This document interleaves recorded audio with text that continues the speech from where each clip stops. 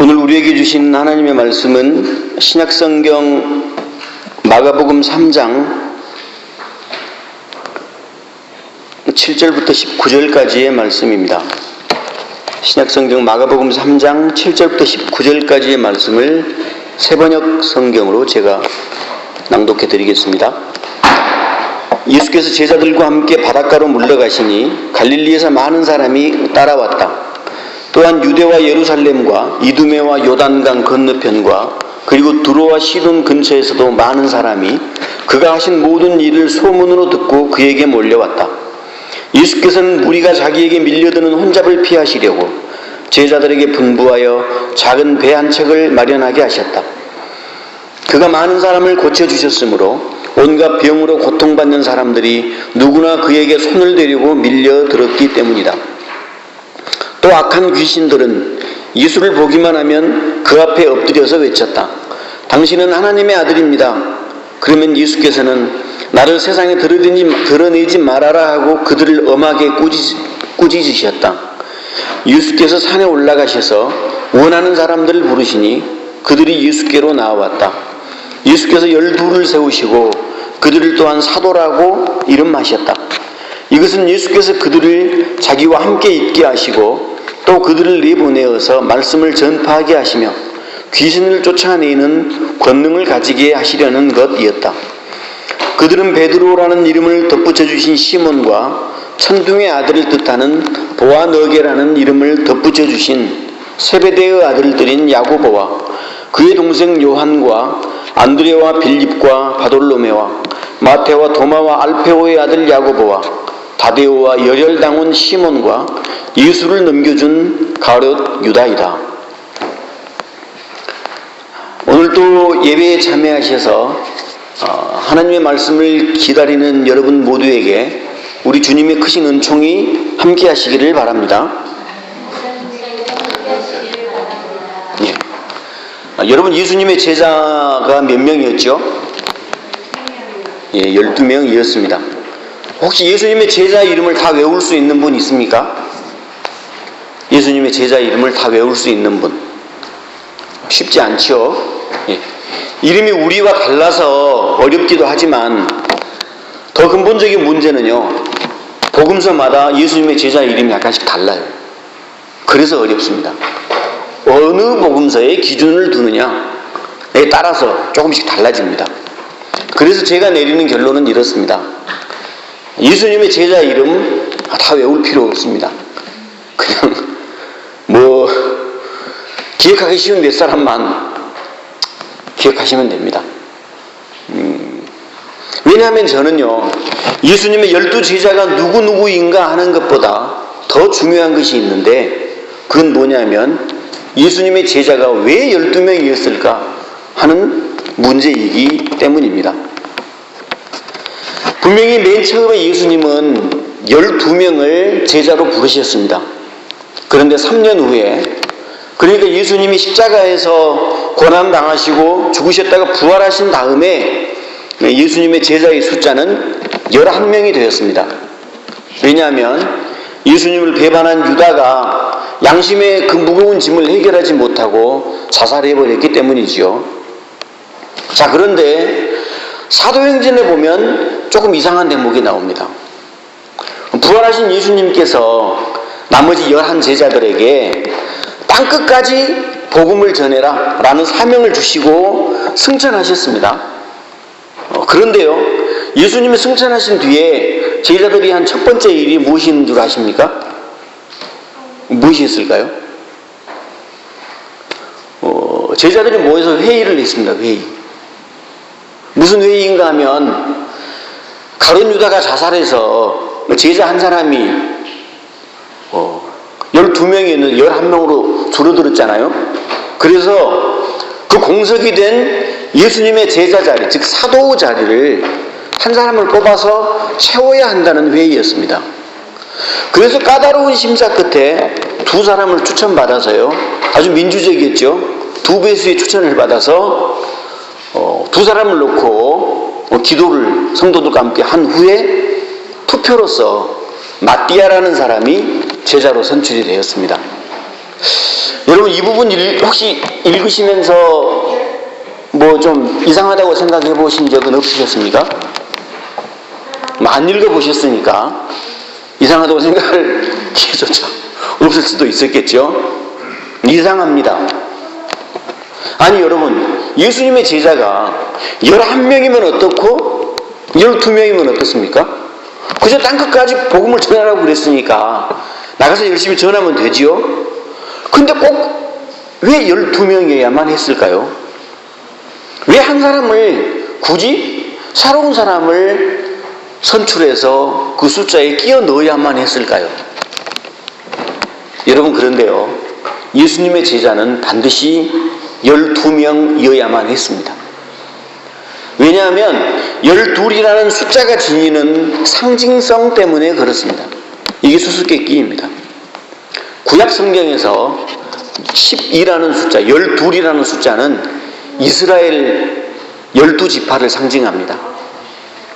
예수님께서 그래서 12제자를 임명하시는 것은 이제 본격적으로 새 포도주를 담을 새 부대인 공동체, 즉 교회라는 공동체가 새롭게 출발했음을 알리는 신호였습니다.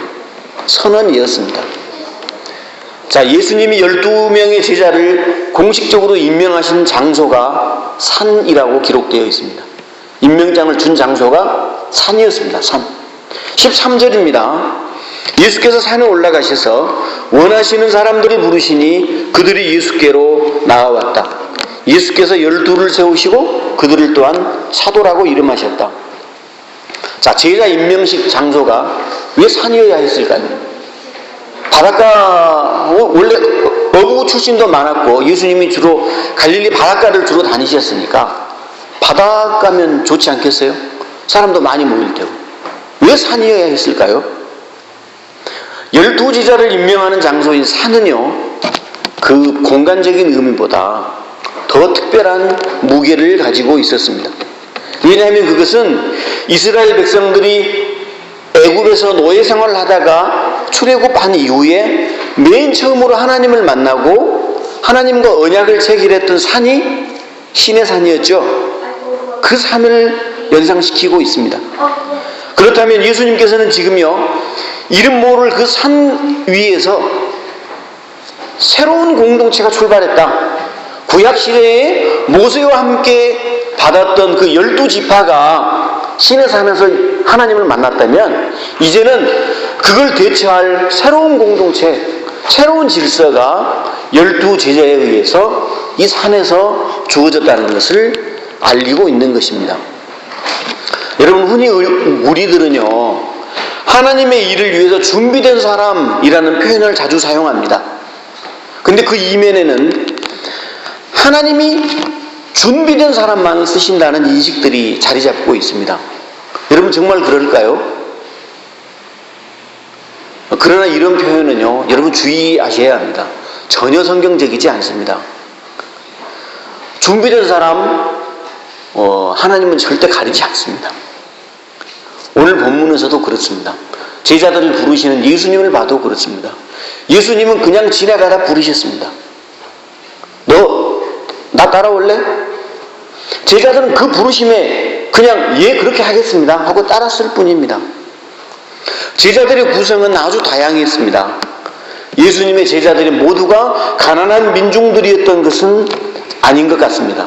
왜냐하면요, 베드로나 안드레나 또 야고보나 요한은 어부였는데 배를 소유했던 것으로 보아서 중산층 이상의 재산을 소유했다라고 볼 수 있습니다. 마태라는 제자는 세리였으니까 어느 정도 재산이 있었겠죠. 또한 제자들의 다양성은요, 그들의 정치적인 성향에서 극명하게 드러나고 있습니다. 마태라는 사람은 세리였다고 그랬죠. 몇 주 전에 제가 세리에 대해서 설명해 드렸죠. 매국노라고 그랬죠. 예, 민족 반역자라고 불리던 사람이었습니다. 그런가 하면은요, 그 반면에 가나안인 시몬이라고 하는 사람이 있습니다. 또 가룟 유다, 예수님을 배반한 제자죠. 이 두 사람은 민족주의자였을 가능성이 높습니다. 가나안인 시몬, 누가복음에서는요 젤롯인 시몬이라고 부르거든요. 젤롯 당이라고 하는 것은 열심당입니다. 뭔가를 열심히 해서 열심당이 아니라 옛날 우리 일제시대 때 김구 선생님 같은 분들 있죠. 또는 뭐 그런 일본 천황을 막 저격하려고 했고 동양특식에서 폭탄을 던졌고 윤봉길 의사라든지 이런 분들이 의열단이나 애국단 이런 거 출신이었습니다. 민족의 이름으로 민족 반역자들을 테러를 저질러서라도 처단하는 젤롯 당이 바로 그런 당이었습니다. 또 가룟유다 가룟이라고 하는 앞에 붙은 이게 무슨 말일까 사람들이 많이 추측을 합니다. 흔히 당시의 관습을 따라서 당시에는 성이 없었거든요. 그래서 이름 앞에 주로 마을 이름이나 그 사람의 아버지 뭐 이름을 주로 붙이는데 가룟이라고 하는 마을이 있을까 하고 고고학자들이 열심히 찾아봤는데 가룟이라고 하는 마을은 없었습니다. 자, 그런데요 가룟이라고 하는 말이 비슷한 단어가 시카리라고 하는 단어가 있습니다. 이게 무슨 뜻이냐면 칼을 의미합니다. 칼을 가지고 다니는 사람들 시카리. 즉 가룟 유다도 역시 젤롯 당 시몬처럼 테러를 통해서 어떤 민족 반역자들을 처단하는 그런 테러리스트였습니다. 그래서 민족주의자라고 볼 수 있습니다. 제자들의 성격 또한 아주 다양합니다. 베드로라고 하는 사람, 주는 그리스도시고 하나님의 아들이십니다라고 고백했던 믿음의 사람이었지만 동시에 주님을 3번이나 부인했던 사단에게 미혹당하기 쉬운 여린 사람이기도 했습니다. 예수님을 지키기 위해서 칼을 들고 설쳐댔지만은요 결국은 결정적인 순간에 예수님을 모른 채 하는 사람이었죠. 그런가 하면 야고보와 요한 형제는 보아너게라고 하는 별명이 붙여졌습니다. 뭐 천둥의 아들, 우리의 아들이라고 했는데요. 왜냐하면 이 두 형제의 성격이 정말 천둥번개처럼 급하고 불같았던 모양입니다. 뭐 이들의 성격을 잘 알 수 있는 장면이 누가복음에 나와 있는데요. 예수님을 믿지 않는 사마리아인들의 마을들을 지나게 되었습니다. 그때 야고보와 요한이 예수님에게 이렇게 제안합니다. 주님, 저 사람들이 지금 예수님을 거부하는데요. 그냥 지나가지 마시고 하늘에 불을 내려서 저 동네를 다 좀 불질러버리고 가십시오. 이럴 정도로 성격이 급했던 사람입니다. 도마는 어떻습니까? 의심이 많아서 예수님이 부활했다는 거 믿지 않았죠. 손에 못자국이 있는가를 내가 만져봐야만 하겠다 라고 했던 사람입니다. 자, 이런 걸 봐서도 예수님은 절대 준비된 사람인가 아닌가를 시험해보거나 판단해보고 제자들을 부르시지 않았다는 것을 알 수 있습니다. 예수님은 그저 자신이 원하는 자들을 부르셨을 뿐입니다. 그들의 교육 상태, 재산 상태, 정치적인 성향, 출신 지역 그 어느 것도 고려의 대상이 아니었습니다. 여러분, 그래서 예수님의 12 제자의 모임을 보면 오늘날 교회의 성격과 일치합니다. 아니, 일치해야만 합니다. 오늘날 교회가 바로 그래야만 합니다. 교회는 예수님의 부름을 받아 예수님을 예배하고 예수님을 따르기 위해서 모인 공동체입니다.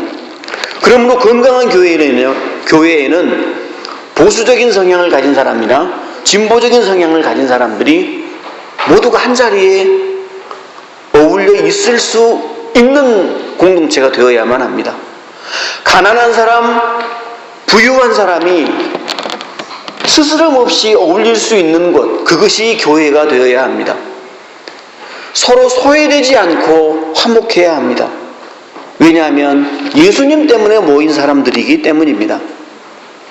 제자들을 불러서 주님이 하시고자 했던 일은 2가지였습니다. 14절과 15절입니다. 졸음을 피하기 위해서 우리 같이 한번 읽어보시죠. 시작. 예수께서 12를 세우시고 그들을 또한 사도라고 이름하셨다. 이것은 예수께서 그들을 자기와 함께 있게 하시고 또 그들을 내보내어서 말씀을 전파하게 하시며 귀신을 쫓아내는 권능을 가지게 하시려는 것이었다. 이 말씀을 압축해 보면요, 예수님이 12제자를 세우신 목적은 두 가지였습니다. 첫째는 함께 있게 하시려고, 그 다음에 두 번째는 뭐죠? 보내시려고. 그렇습니다.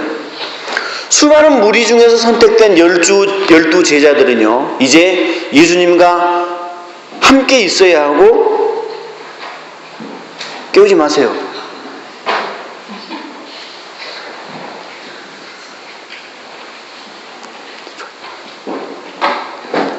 얼마나 힘들겠어요.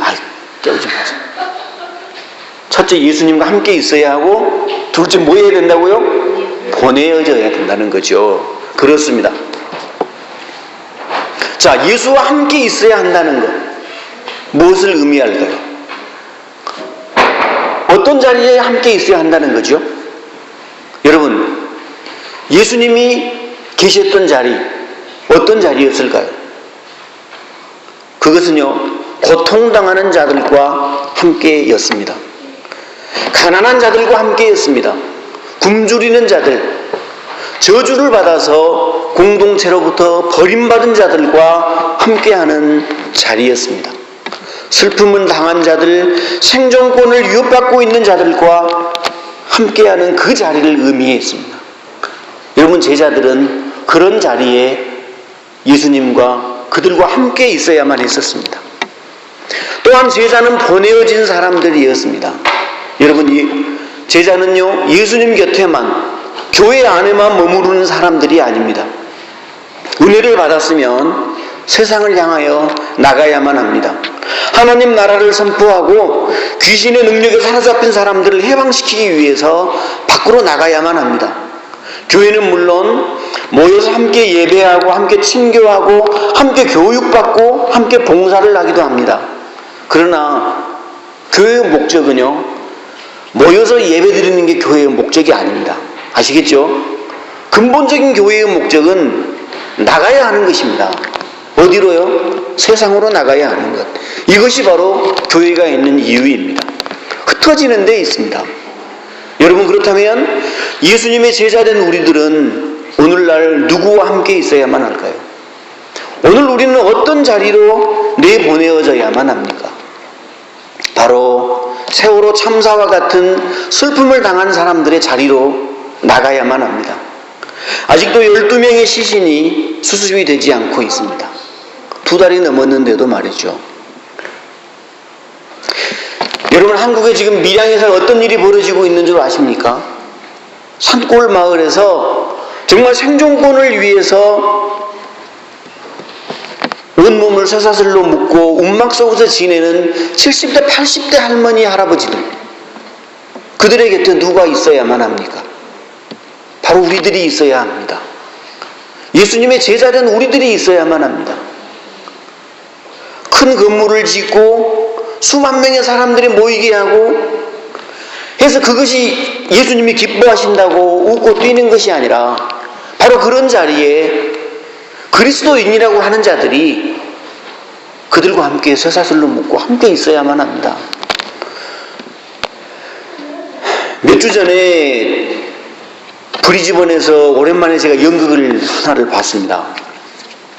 그 연극에 나왔던 대사가 아직까지도 저에게 잊혀지지 않고 있습니다. 오지 않을 그날 세상은 가난한 자의 것, 오지 않을 그날 가난한 아이 왕이 되고, 오지 않을 그날 세상의 벽 사라지네, 오지 않을 그날 세상엔 오직 사랑만이 새벽 첫 햇살이 오지 않을 그날을 비추네. 여러분, 제가 마음이 너무 막 아려왔어요. 이 대사를 계속 기억하면서 마음이 너무 아파왔어요. 여러분, 가난한 자가 왕처럼 대접받고 세상의 벽이 사라지고 온 세상이 사랑의 나라가 되는 그 나라가 어떤 나라일까요? 여러분, 그 나라가 바로 성경에 나오는 나라입니다. 예수님이 이 땅에서 이루고자 하셨던 하나님의 나라가 바로 그런 나라입니다. 그리고 예수님의 제자는요, 그 나라가 반드시 올 것이라고, 우리를 통해서 이루어질 수 있다고 희망을 말해주는 사람들을 이어야 하고, 이 세상 속에서 그것을 실천하는 사람들이 되어야만 합니다. 사랑하는 성도 여러분, 우리 착각하지 마십시다. 예수님이 우리를 부르신 이유가 단순히 예수 믿고 구원받고 천국 가라고 우리를 부르지 않으셨습니다. 주님은 나를 따르라고 우리를 부르셨습니다. 예수님을 향하여 몰려들던 무리들에게는 믿음이 중요했습니다. 왜? 저분을 믿으면 나에게 빵이 생기고 기적이 생기기 때문이죠. 하지만 제자들에게는 따름이 필요했습니다. 순종이 필요했던 것입니다. 믿음을 통해서 기적이 일어납니다. 그러나 그걸로 끝입니다. 기적을 맛보았던 무리들에게는 대부분 따름이 없습니다. 믿음에서 따름으로 나아간 제자들만이 그 이름을 가지고 영원토록 하늘의 별처럼 빛날 수가 있습니다. 오늘 본문 13절에 보시면 예수님께서 이렇게 말씀하십니다. 자기의 원하시는 자들을 부르시니, 여기서 부르시니라고 하는 동사는요, 현재형으로 사용되었습니다. 분명히 과거인데 말이죠. 이건 뭘 의미할까요? 저는 이렇게 생각합니다. 예수님의 부르심은 2000년 전이나 지금이나 늘 현재형으로 진행되고 있습니다. 주님은 오늘도 그 제자들을 부르고 계십니다. 그래서 12 제자의 자리는 지금도 여전히 비어 있습니다. 우리가 그 부르심에 응답해서 믿음을 갖는 자가 아니라 따르는 자가 되시기를 주님의 이름으로 축원드립니다.